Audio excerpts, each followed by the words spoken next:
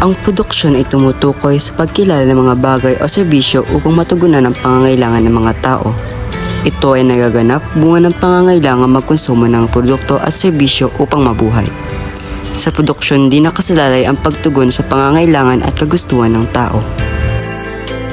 Noong nakaraang buwan Hulyo 31, 2024, inasahan na Bangko Sentral ng Pilipinas o BSP na ang inflation rate o ang bilis ng galaw ng presyo ng mga produkto at serbisyo sa bansa. Samantala, ang pagbaba ng presyo ng bigas at gulay kasama ng pagtaas ng halaga ng piso ay maaaring magpabagal sa pagtaas ng pangkalahatang antas ng presyo ng bilihin. At sa patuloy na may paglalakbay, nakilala namin si Manong na itago na lang natin sa pangalang Mang Berto. Siya ay 37 taong gulang na nagbebenta ng taho.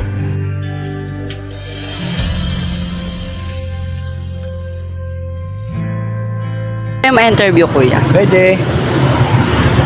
Ano po yung negosyo nyo? Taho. Kailan nyo po sinimula? Matagal na, magdadalawang taon na. Magkano po yung kita nyo kada araw? Depende. Depende sa araw na may matumal, may araw na hindi. Ano pong masasabi nyo sa production po niya? Siyempre quality, masarap, malinis. Ano po yung meron kayo nang wala sa ibang tao para po makahikayat pa po kayo ng ibang mamimili? Diskarte. Thank you po. At para mas maintindihan pa natin at maunawaan na hininga namin ng panayam ang barangay staff dito sa Valenzuela. Pwede po kayo ma-enter? Pwede. Ano po yung opinion nyo about sa production dito sa Valenzuela? Ang opinion ko tungkol sa production dito sa Valenzuela is paano natin mapapalago yun. Which is, syempre, kailangan natin ng madaming tao. Gumagamit tayo ng social media upang mapalago ang ating negosyo. At tungkol kung gumagamit tayo ng flyers. At saka mga sales, katulad ng buy one take one, simple take one, mga ganong bagay. Para yung negosyo natin ay papatok din sa ibang tao. Then, regarding sa mga taong yon, sila yung mismong magpapakalat upang yung produktong yon ay lumago.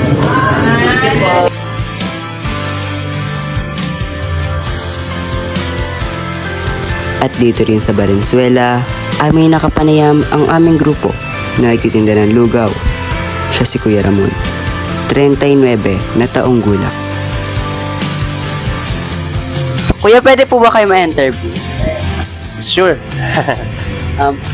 Paano nyo po nasimulan yung hanap buhay nyo po sa lugaw? Actually, simula, dati nung papasok ako, actually, di talaga ako kumakain lugaw eh. Hindi talaga ako kumakain lugaw. Sa tuwing nag-lunch out yung boss namin nung papasok ako, pag balik niya sa office, lahat kami na mga clerk niya, binibigyan bawat lamesa ng lugaw. Pagka depende kung ano yung pasalubong niya sa amin pag balik niya sa office. Madalas lugaw kasi Chinese siya.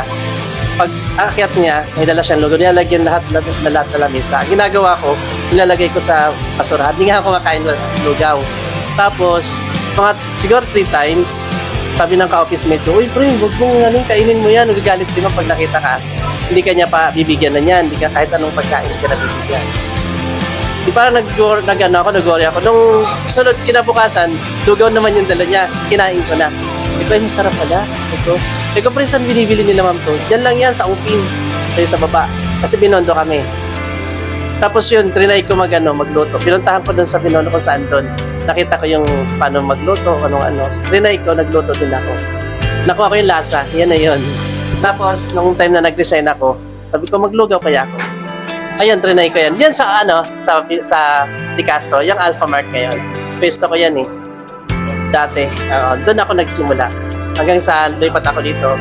Dito naman ako nakilala sa Avocado. Ano po yung diskarte nyo o way nyo po para may kahit pa po ng ibang tao na wala po sa ibang nagbebenta ng lugaw?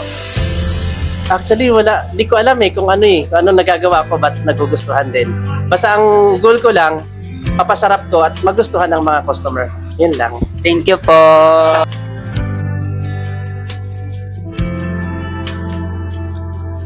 Sa panahon din ngayon, maraming mga kumpanya ang gumagamit ng mga teknolohiya na bagay o makinarya upang mapabilis at marami ang magawang produkto.